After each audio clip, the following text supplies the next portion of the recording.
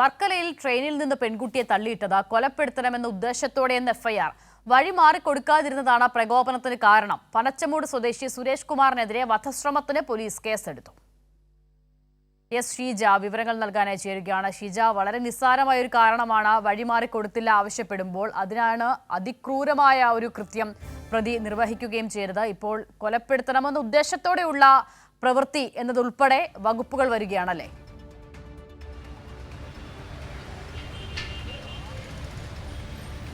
തീർച്ചയായും അച്ഛൻ, ഏതായാലും ഗുരുതരമായിട്ടുള്ള പരാമർശങ്ങൾ തന്നെയാണ് എഫ്ഐആറിൽ ഉള്ളത് എന്നുള്ള കാര്യമാണ് ഇതിൽ എടുത്തു പറയേണ്ടത്. കൊലപ്പെടുത്തണം എന്ന ഉദ്ദേശത്തോടു കൂടി തന്നെയാണ് ശ്രീകുട്ടിയെ ഈ ഓടുന്ന ട്രെയിനിൽ നിന്നും പ്രതിയായിട്ടുള്ള സുരേഷ് കുമാർ തള്ളിയിട്ടത് എന്നുള്ള ഗുരുതരമായിട്ടുള്ള പരാമർശം തന്നെയാണ് ഈ എഫ്ഐആറിൽ പറയുന്നത്. പ്രകോപനത്തിന് കാരണമെന്ന് പറയുന്നത് വഴിമാറിക്കൊടുക്കാത്തതാണ് എന്നുള്ളതാണ് എഫ്ഐആറിൽ പറയുന്നത്. അതോടൊപ്പം തന്നെ ശ്രീകുട്ടിയെ നടുവിന് ചവിട്ടി ആണ് ഈ പുറത്തേക്ക് തള്ളിയിട്ടത് എന്നുള്ള കാര്യവും ഈ എഫ്ഐആറിൽ സ്ഥിരീകരിക്കുന്നുണ്ട്. ഓടിക്കൊണ്ടിരിക്കുന്ന ട്രെയിനിൽ നിന്നും പുറത്തേക്ക് എറിഞ്ഞ് കൊലപ്പെടുത്താൻ ശ്രമിക്കുകയായിരുന്നു പ്രതിയുടെ ലക്ഷ്യം എന്നുള്ളതാണ് ഇതിൽ പറയുന്നത്. പ്രതി മദ്യലഹരിയിലായിരുന്നു എന്നുള്ള കാര്യവും ഈ എഫ്ഐആറിൽ സ്ഥിരീകരിക്കുന്നുണ്ട്. ഏതായാലും ഈ ഇതുമായി ബന്ധപ്പെട്ടുകൊണ്ട് പ്രതിയുടെ അറസ്റ്റ് ഇതിനകം തന്നെ രേഖപ്പെടുത്തിയിട്ടുണ്ട്. ഇപ്പോൾ ഞാനുള്ള തിരുവനന്തപുരം തമ്പാനൂരുള്ള റെയിൽവേ പോലീസ് സ്റ്റേഷനിലാണ് നിലവിലിപ്പോൾ ഈ പ്രതിയുള്ളത്. പ്രതി ഇപ്പോൾ രാവിലെയോടുകൂടി ബോധാവസ്ഥയിലേക്ക് എത്തിയിട്ടേ ഉള്ളൂ എന്നുള്ളതാണ് ഇപ്പോൾ പോലീസിൽ നിന്നും മനസ്സിലാക്കാൻ സാധിക്കുന്നത്. അതുകൊണ്ട് തന്നെ ഇനിയിപ്പോൾ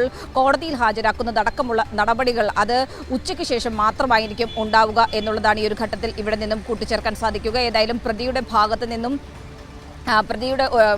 നിന്നുണ്ടായ ഈ ഒരു കുറ്റകൃത്യം ഇതുമായി ബന്ധപ്പെട്ടുകൊണ്ട് അതിന്റെ അടിസ്ഥാനത്തിൽ പ്രതിയുടെ പശ്ചാത്തലമടക്കം പരിശോധിക്കുകയും ചെയ്തിട്ടുണ്ട്. പ്രതിയുടെ പശ്ചാത്തലം പരിശോധിക്കുമ്പോൾ മനസ്സിലാക്കാൻ സാധിക്കുന്നത് പ്രതി ഒരു സ്ഥിരം മദ്യപാനിയാണ് എന്നുള്ളതാണ് മനസ്സിലാക്കാൻ സാധിക്കുന്നത്. കേരള പോലീസ് ഇത് സംബന്ധിച്ചിട്ടുള്ള പരിശോധന നടത്തി. പ്രത്യേകിച്ചും തിരുവനന്തപുരം പനച്ചമൂടാണ് ഈ പ്രതിയുടെ സ്വദേശം എന്ന് പറയുന്നത്. അവിടെ കേന്ദ്രീകരിച്ച് നടത്തിയ അന്വേഷണത്തിൽ അവിടെ നിന്നും ജോലിക്കായി എന്ന് പറഞ്ഞാണ് പ്രതി ഏറ്റുമാനൂരേക്ക് പോയിരിക്കുന്നത്. ഏറ്റുമാനൂരിൽ നിന്ന് താൻ ട്രെയിനിൽ കയറി എന്നുള്ളതാണ് പ്രതി പോലീസിനോട് സംബന്ധിച്ചിരിക്കുന്നത്. പക്ഷേ ഏറ്റുമാനൂർ കേരള എക്സ്പ്രസിന്റെ സ്റ്റോപ്പില്ല.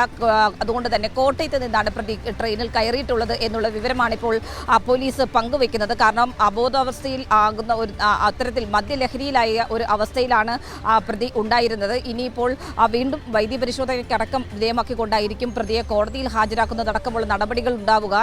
അതോടൊപ്പം തന്നെ വിശദമായിട്ടുള്ള ചോദ്യം ചെയ്യലും ഇപ്പോൾ ഈ റെയിൽവേ പോലീസ് നടത്തി വരികയാണ് എന്നുള്ളതാണ് ഇവിടെ നിന്നും ഈ ഒരു ഘട്ടത്തിൽ നമുക്ക് കൂട്ടിച്ചേർക്കാൻ സാധിക്കുക. അസിത.